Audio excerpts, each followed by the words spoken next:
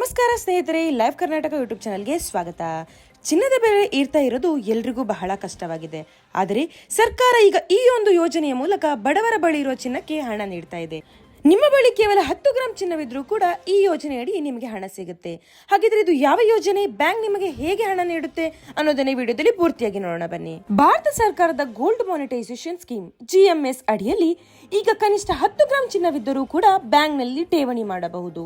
ಇದರ ಮೊದಲು ಹೆಚ್ಚು ಪ್ರಮಾಣದ ಚಿನ್ನ ಬೇಕಾಗುತ್ತಿತ್ತು. ಆದರೆ ಹೊಸ ನಿಯಮದಿಂದ ಸಾಮಾನ್ಯ ಜನರು ಕೂಡ ತಮ್ಮ ಚಿನ್ನದಿಂದ ಆದಾಯ ಗಳಿಸಬಹುದಾಗಿದೆ.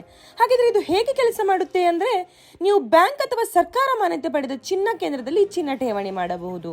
ಬ್ಯಾಂಕ್ ಇದನ್ನು ಪರೀಕ್ಷಿಸಿ ನಿಖರ ತೂಕ ಮತ್ತು ಶುದ್ಧತೆ ದೃಢಪಡಿಸುತ್ತೆ.